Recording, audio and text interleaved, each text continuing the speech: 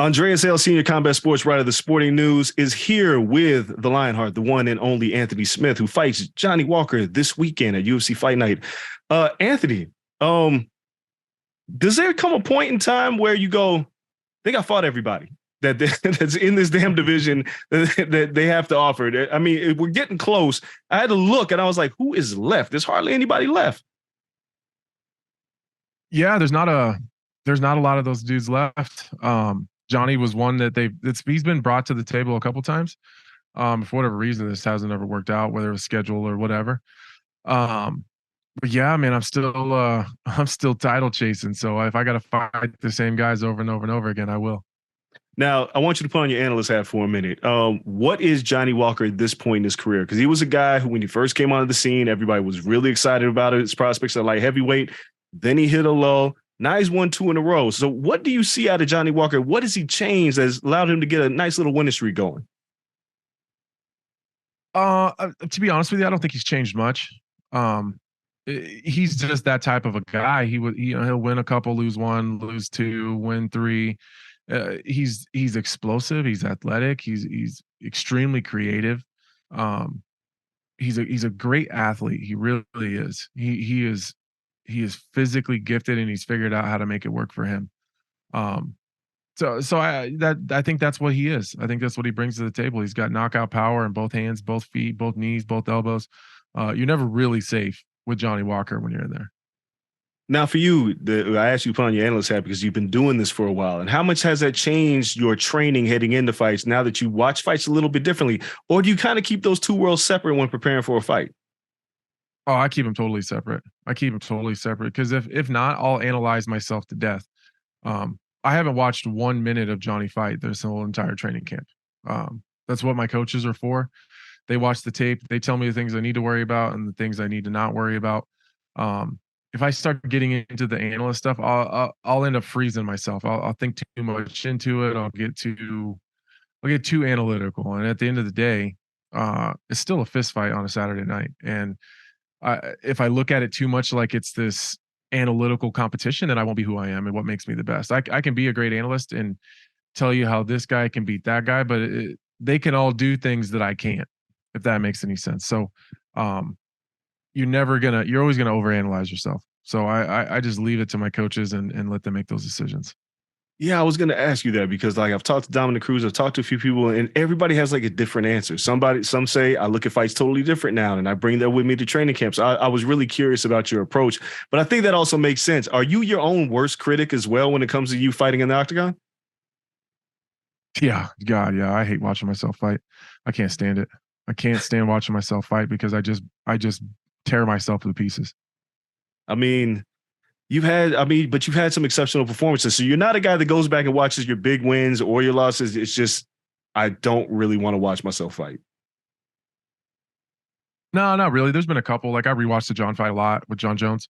But for the most part, like I'll be sitting in my garage having a drink with my buddies and my neighbors, and they'll, like when I get back, and they'll all want to watch it with me really quick to like, not necessarily to even critique me.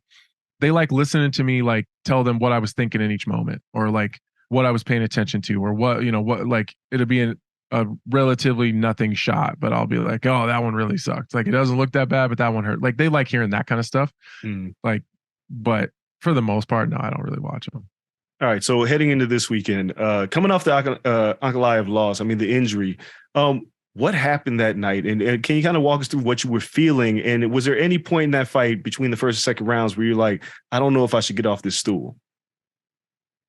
No, man, I never think that. I always think that there's always some path to victory, even if it is, unlikely or a small chance. If there's a small chance at all, I'll get off the stool. So I don't know when it broke though. I really don't. I rewatched that a couple times trying to figure out where the break happened, but I really don't know.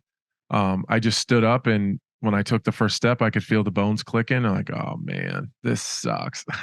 It's just that's how life was going there for me for a while. Like my mom died, and it was pretty unexpected. We didn't really have much time to prepare for it. And, typical fashion of me, it's just like yeah, it, I'll deal with it later, and then jump right into training camp, and then I fight and I break my ankle and leg and gotta have surgery, and then I get out of surgery, and then I end up with a blood clot, and it's, you know what I mean? It's just, that's life. At least that's how it goes for me. I was about to say, it ain't So, everybody's life, man. That's yeah, not, it sucks. it's a lot. It's a lot that you had to deal with. What has like the past 12 months been like for you? I Yeah, mean, it was a rough year. that's what I'm saying. Mentally, how do Terrible. you deal with those things? What keeps you going?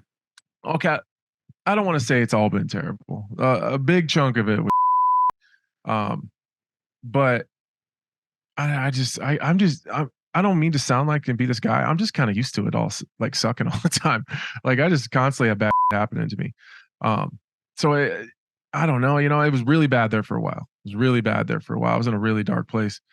Um, but I just battle through it. You know, I battle through it. I do the mental work. I get back with my therapist, and I go through this like revolving door all the time where I'll be with my therapist for a long time. Things will be going really well and smooth, and I'm really happy. And then a bunch of bad shit will happen, and I'll say, "Oh, I'll deal with it later. I'll deal with it later. I'll deal with it later." And then by the time I deal with it, the wheels have fallen off completely, and then I got to go back and I'm just digging up all this old and fixing all this and managing that, and you know, talking through this thing, and then I end up back in a good place again. So now we're back in this good place, until bad stuff starts happening again, and then I'll pile it on top. The wheels will fall off, and we'll do it all again.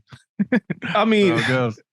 so when it comes to like therapy and like mental health and dealing with those places, because you kind of know your own cycle, right? You kind of know what you're going to go through. And no matter what somebody tells you, you know it's coming and you know how you deal with it. But has anything changed about your approach to these issues over the past few years? Oh, for sure, for sure. You know, the the bad things that would happen before, you know, like I always say I have like this cup, and anything that's negative I just put in the cup, and I put it in there. Like this happens, I'll put it in the cup, and then something else happens, and then by the time I deal with it, this cup is overflowing, and it's not just the top that comes out, it's the whole cup just spills. I put less things in the cup now. It's the larger, more, I don't know, traumatic things go in the cup. The regular, I don't want to say regular, but the smaller things I deal with better than I used to. Instead of just, you know, people used to always say Anthony just deals with things so well. Things just roll off his shoulders and don't bother him. Well, it's because I don't deal with them. It's like it never happened to me. And then eventually later on down the road, I got to deal with that. So I deal with those things now in the moment, and I allow myself to be like, okay, that really sucks. I need to talk about it. I need to manage it. I need to work it out in my head. So it takes a lot longer for that cup to fill up than it used to. How do you put losses in your cup, or have you been able to compartmentalize those things and not put them in the like the Ankalaev loss? Did that go into the cup, or was it the injury that you put in the cup and not the fight itself? No, that kind of stuff doesn't even go in the cup. I'm not like, I don't really have, like, losses all suck and they all hurt, and I can remember what each one of them feels like. But like I do a pretty good job of just forgiving myself and moving on. And that's one thing that I've always preached to the younger guys in the gym and my teammates. You know, Chris Gutierrez took a tough loss, and Cody Brundage just took a tough loss, and Dustin Jacoby just took a tough loss. So like I've tried to mentor those guys, because unfortunately something I know a lot about that those guys don't necessarily as well as losing. So I gotta, if I preach it to them, I gotta live it. So I gotta be able to take the positives from the fight, take the things that I need to fix, critique those things, and then I gotta let the rest of it go.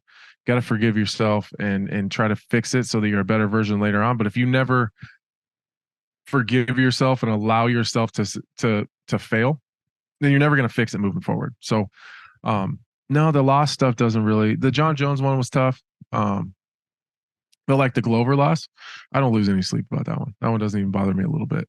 I mean, everybody's talked about the Jon Jones fight. I thought it was interesting when you guys did the roundtable before Jon Jones fought at heavyweight with Cyril Gahn. And it felt like, and you correct me if I'm wrong, it felt like Dominick Reyes was still dealing in that moment with the loss. It was hard for him to talk about it, where you kind of looked at it and you were able to analyze it like, it bothers me, but it's not going to be the bane of my existence. Where it felt like for a moment, Dominick Reyes was like he was stuck there in that Jon Jones loss. In that loss, he's still living there. Is that weird? Because like again, learning how to deal with losses, I think that's something maybe at some point in your career you can kind of help a lot of fighters with, because when you hang on to stuff like that for so long, it seems like Dominick has not been able to get out of first gear because of that. And can you see that in him? Yeah, yeah, and this isn't even a knock on Reyes. It's just a part of life. Like you gotta be able to let it go. You gotta let it go. I know you think you won. I think you won, but you didn't. The only three people that matter says you didn't. So you got to move on. You got to let it go, and you got to find things in that performance that you can grow from. Where could you have been better? Where could you have pushed harder? Where could you have been more technical? And then move on. When he went in from that fight to the Blachowicz fight, everyone said, "Well, he beat Jon Jones. He's going to smoke Blachowicz." And I said from the very beginning, "No, he's not," because he's still living like he's the uncrowned champion. He didn't take any positive or he didn't fix any of those negatives. He didn't take anything from it. And maybe he did, but that's how I approached it was you can't go around living like you're the uncrowned champion. You got to be the real champion. And in order to do that, you got to do just not just the physical work. You got to do the mental work. And I think that's been the thorn in Dominick Reyes' side is I think you hit the nail right on the head. It still bothers him. He can't shake it. And honestly, Reyes and I have had our words back and forth before. We had a great time at the roundtable event. I think that we really kind of got on the same page, and we just didn't know each other. You know, we're for a long time we were very close in the rankings, and it was always kind of like looking across the room at a guy that you're probably going to fight.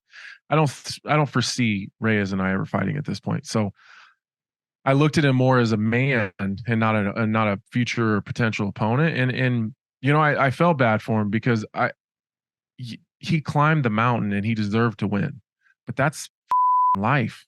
Like you don't know, life is not fair. You don't always get what you deserve. And I just think he would have been able to come back and battle through that. And if he did the mental work to deal with it, but you're right. He is still very angry about it, deservingly so, but you gotta be able to battle through that in a positive way and figure out how to turn that negative into a positive. Couple more for you. I mean, one, obviously this fight with Johnny Walker. I mean, you were on a nice win streak before you got injured. I do want to know, you're only 34 and you feel like you've had a million fights, but at this point in your career, do you feel like they talk about peaking and hitting your prime, but how much different have you felt over the past 4 fights, taking out the Ankalaev and what happened there? But it seems like you found something else, another gear in your career. I'm peaking. I think I'm starting to peak. Like I've always said that I've been a little bit of a late bloomer.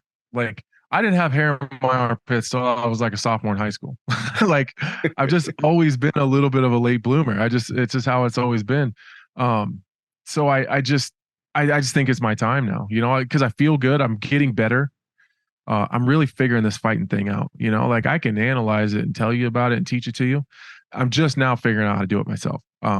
So I feel good, man. I like down to even my conditioning is coming along much better than it was when I was younger. I kind of grew up I was a child when I started this, you know, like my first fight, I was 17. I just dropped out of high school.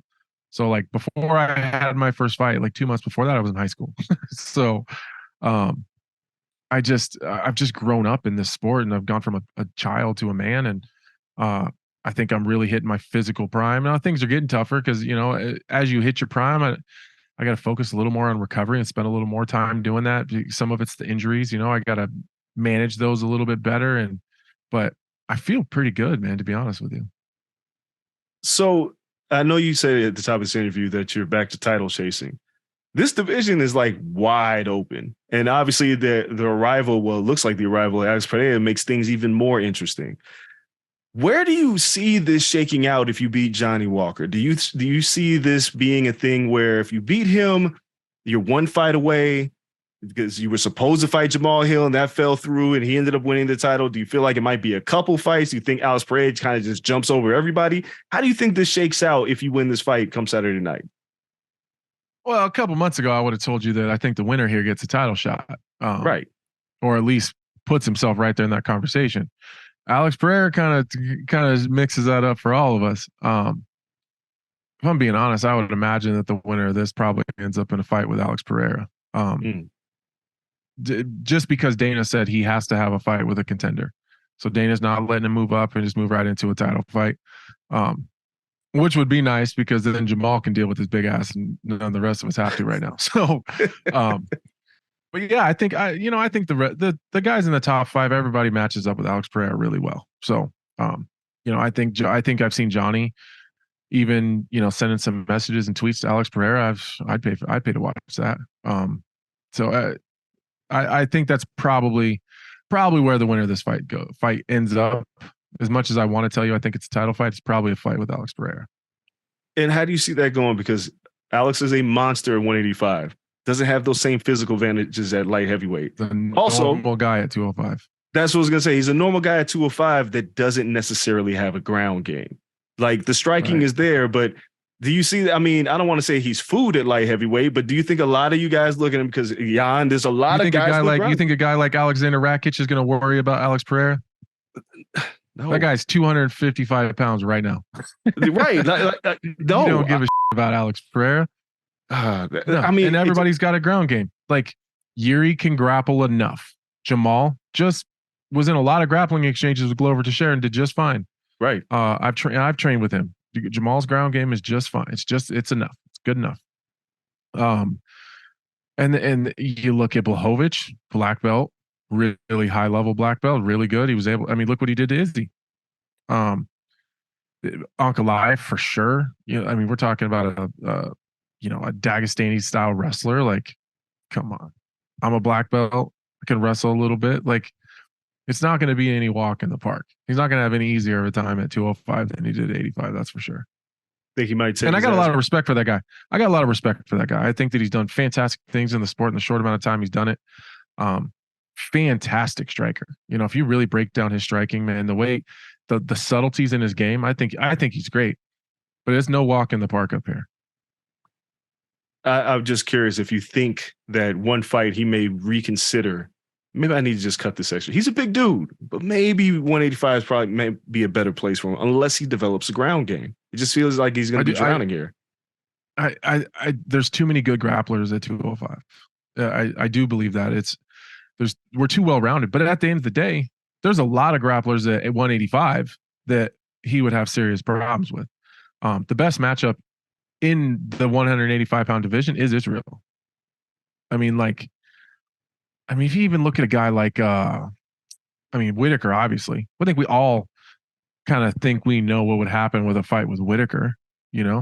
Why is the Whitaker fight any different than a fight with like Blachowicz? What's the difference? He's just bigger and stronger. You know what I mean? Everyone says, "Oh, Whitaker beats him for sure." Then what the hell's going to happen at 205 with a lot of those guys? I don't think anything different. So I think Vettori gives him hella problems. I think Whitaker gives him lots of problems. There's a lot of guys down there. And I guess the last question, I mean, you're a busy guy. You do a lot outside of the octagon as well as inside of it. But you know how these questions go. You beat Johnny Walker. Is it a case of sitting and waiting, or do you start making demands and asking for things that you want? Because it seems like the closed mouths don't get fed in the UFC. And they've done right by you, but is there come a point where you get fed up and you have to ask for things? Well, I got to put myself in a position to deserve it before I ask for it. And it's a title fight or Alex Pereira. Either way, it's no more than 2 fights, and I get a title shot. Yuri really puts a damper on things because, I get the promotion part of it, I get the business part of it, but there is a respect part of it. You know what I mean? There's a tradition. And the tradition says that when Yuri is ready and comes back, he gets a shot, and we all need to shut up. That's really it. Will everybody do that? I don't think so. But will I? For sure.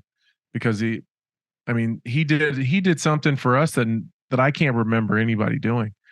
He could have sat and held onto that title and let an interim title go, and us be all in shambles down here and not knowing what's happening. And he just, I think it was really noble what he did to just give the title up, take a step back.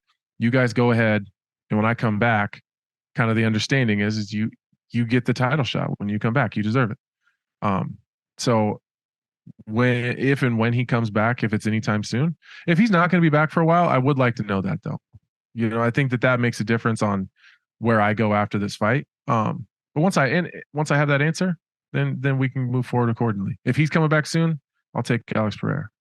Perfect. Well, Anthony, I appreciate the time. Good luck to you this weekend. And hopefully, regardless of what happens to this fight, I get a chance to speak to you again. So I appreciate it, sir. Thank you. I appreciate that, man. Thank you.